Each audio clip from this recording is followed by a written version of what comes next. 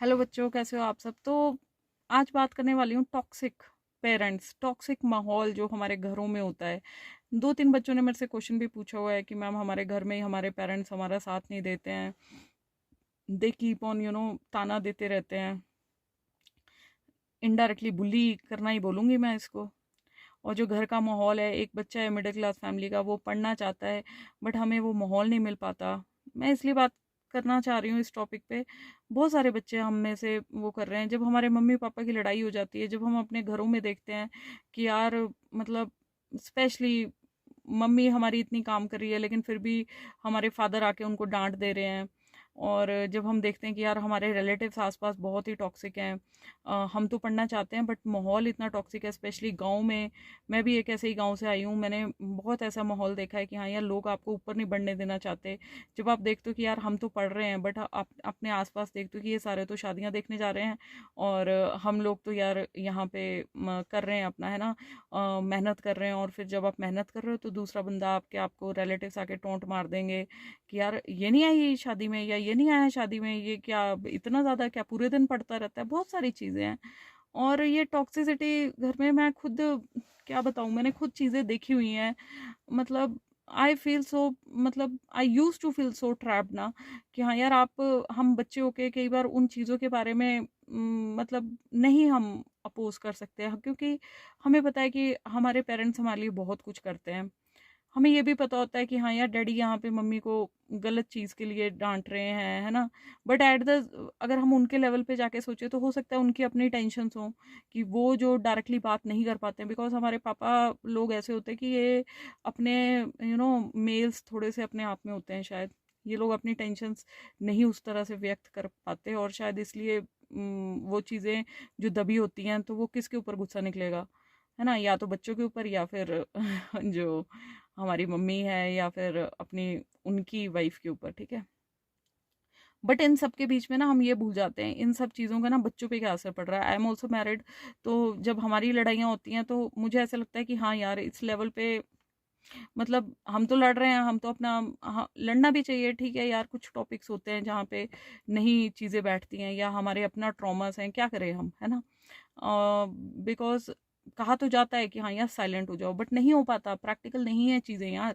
But जब हम आपस में लड़ाइयाँ करते हैं तो हमें पता है कि उस चीज़ को बच्चा देख रहा है। तो बहुत सारी चीज़ें हैं। तो मुझे ऐसा लगता है कि जब लड़ो तो दरवाज़ा बंद कर लो कि बेटा आप अपने कमरे में जाओ, कोई नहीं, हम लड़के आ रहे हैं। तो बिकॉज ये टॉक्सिसिटी का बच्चों पे ना बहुत ज़्यादा इफेक्ट पड़ता है। हम ना अंदर से एक चार्ड हो जाते हैं। कभी कभी तो ऐसा मन करता है यार ये सब दुनिया ऐसे ही है कि हम उठ के कहीं चले जाएं, कि हम ट्रैप्ड हैं। मतलब हम समझ नहीं पाते हैं। कई जगह कईयों के, मेरे को लगता है मम्मी बुली कर देते होंगे उनके फादर को, कि वो ट्रैप्ड होते होंगे कि हमारे फादर ऐसे सफ़र कर रहे हैं। बट मोस्टली इंडिया है तो यहाँ मोस्टली बच्चों की कहानी यही है कि मदर के दुख से वो लोग ज़्यादा दुखी होते हैं। तो आईआईटी जो बाबा है, ये क्या है, इतना इंटेलेक्चुअल माइंड था इसका बंदे का, पढ़ने में इतना अच्छा था, ये घर की कंडीशन से परेशान था, इमोशनल था ना, सेंसिटिव है, और वो दुनिया की सच्चाई समझ गया। घर वाले समझ ना पाए उसको, तो क्या हुआ अल्टीमेटली।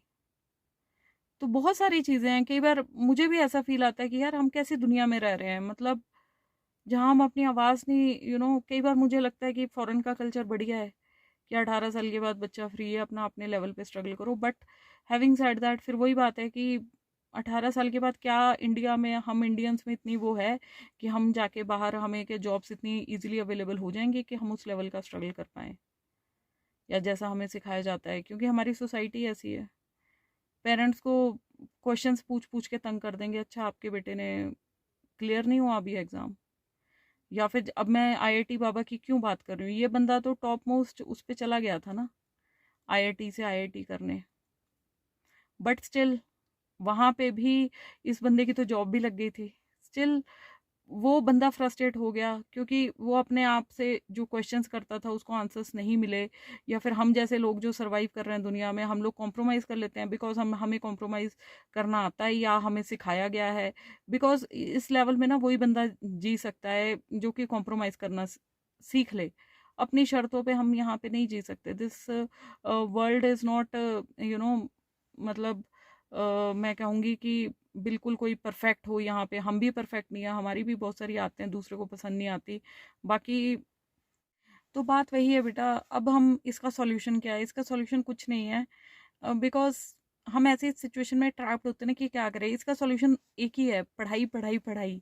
कि आपको ना ये वीकनेस जो है हमारे घरों में या कुछ है, हमें इसको पॉजिटिव पॉइंट की तरह यूज़ करना है कि यार पढ़ लो, अभी टाइम मत वेस्ट करो, अदरवाइज़ यहीं अटके रहेंगे, ठीक है? क्योंकि फ्यूचर को चेंज करना हमारे अपने हाथों में है। ठीक है, हम इन चीज़ों को चेंज कर सकते हैं। बाई चांस हम ऐसी परिस्थितियों में आगे भी, मतलब मैं, अब कुछ बच्चे बोलेंगे कि मैम इतनी मेहनत करके हम बने थे, लेकिन हमने वही चीज़ अपने पार्टनर के साथ झेली है। तो बेटा आपको सिर्फ पढ़ना नहीं है, हमें लाइफ को एक्सप्लोर करना है। बिकॉज़ जैसे मैंने कॉम्प्रोमाइज़ बोला, तो कॉम्प्रोमाइज़ एक लेवल पे आपको करना ही पड़ेगा। अगर आप कॉम्प्रोमाइज़ करना नहीं सीखे ना, तो ज़िंदगी भर हम दुखी होके ही रह जाएँगे, ठीक है? तो ये मैं क्यों कह रही हूँ? बिकॉज़ ये जो वर्ल्ड है, ये देखो, अब मैं इस जो आईआईटी बाबा है इसकी मैं कंडीशन देखती हूँ ना, तो ये सत्य की तलाश में निकल पड़ा है। ठीक है, तो इसमें बेसिकली क्या है, आपका इंटेलेक्चुअल लेवल इतना होना चाहिए, मोटिवेशनल बुक्स आती हैं बहुत सारी, हमें वो पढ़ने की ज़रूरत है, जो चीज़ें हमें स्कूल में कभी सिखाई नहीं जाती। स्कूल में हमें बस हम एक अंधी रैट रेस में हम सारे दौड़ रहे हैं कि नहीं यार ठीक है। आई अग्री कि हाँ यार, हम इसलिए पढ़ रहे हैं कि करियर बन जाए हमारा, हम सेटल हो जाएं और एक अच्छा कमाएं, एक अच्छा लाइफस्टाइल जिएं। बट अलॉन्ग विद दैट जो एक चीज़ हमें स्कूलों में सिखानी जाती है, that is mental health. Mental health is very very very important. ये हमें हम लोग, क्योंकि ना बहुत सारी चीज़ें हैं, जब हम इवन स्कूल में जाते हैं, देखो सारे बच्चे हमारी तरह नहीं होते, राइट? कॉलेज में जाते हैं, सब हमारी तरह नहीं होते। हम हॉस्टल में रहना सीखते हैं, किसी की आदत हमारी तरह नहीं होती, किसी को कुछ पसंद आता है, किसी को कुछ पसंद आता है। मतलब जब दो बंदे सही नहीं है तो पूरी दुनिया कहाँ से सही होगी, ठीक है? और ऑब्वियसली हमारे पेरेंट्स भी सही नहीं हो सकते, वो हमारे सोचने का नज़रिया कुछ और है। यहाँ पे तो हर 10 साल बाद जनरेशन का नाम चेंज हो जाता है, ठीक है? अब हम लोगों को, हम जो 80s 90s की जनरेशन है, हमारा नाम है मिलेनियल जनरेशन, उसके बाद आ गई जेनजीज, उसके बाद आ गया अल्फा जनरेशन, फिर आ गई अब बीटा जनरेशन, एक और जनरेशन आई है, अल्फा अल्फा जनरेशन ही है शायद। 2017 के बाद वालों को अल्फा जनरेशन बोला जाता है, 2024 वालों को अब बीटा जनरेशन बोलेंगे। तो ये बहुत सारी चीज़ें हैं जो हम सबको पता होनी चाहिए, क्योंकि जब जनरेशन सेम नहीं रही है तो हमारा थॉट प्रोसेस कैसे सेम रहेगा? प्लस ये हर जनरेशन को, बिकॉज़ टेक्नोलॉजी वैसी आ रही है, बच्चे वैसी-वैसी चीज़ें देख रहे हैं, हमारा टीवी वैसे डेवलप हो रहा है, वेब सीरीज़ ऐसी-ऐसी चीज़ें दिखाई जा रही हैं, तो हमारी सोच ऑब्वियसली चेंज होगी ना। तो हम एक्सपेक्ट भी नहीं कर सकते कि कोई जनरेशन का बंदा है वो हमारी तरह ही सोचे।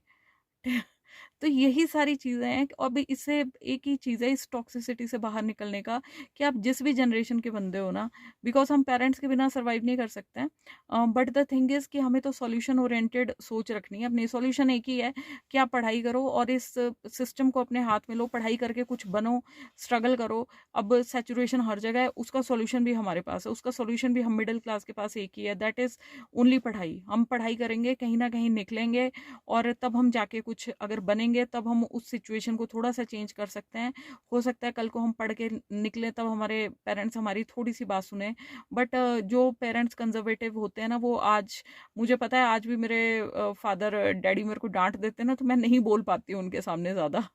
तो ये है एक generation gap, out of respect बोल लो या आउट ऑफ सेपरेशन बोल लो या कुछ भी बोल लो, हम नहीं वो चीज़ें कर पाते हैं। हम एक लेवल तक ही बोल पाते हैं डैडी के सामने, बिकॉज अब हमें ये भी पता है कि हाँ यार, इन्होंने हमें उस टाइम पे इतना स्ट्रगल करके, इन्होंने हमें जैसे मर्जी पढ़ाया पढ़ाया है। अब हम उनका स्ट्रगल देखते हैं कि हाँ यार, अब मैं उनसे बात कर रही थी, जैसे तो 32-32 किलोमीटर वो साइकिल पे उस टाइम जाते थे, तो क्या स्ट्रगल्स हैं। अब वो बाकियों पे चिल्ला नहीं सकते, तो शायद घर में चिल्लाते होंगे या वट एवर। तो बहुत सारी चीज़ें, अपनी मदर का स्ट्रगल देखते हैं तो हम एक अलग ही उसमें चले जाते हैं कि यार, जितना इन्होंने स्ट्रगल करा है उतना भाई साहब हमारे बस का तो है ही नहीं है।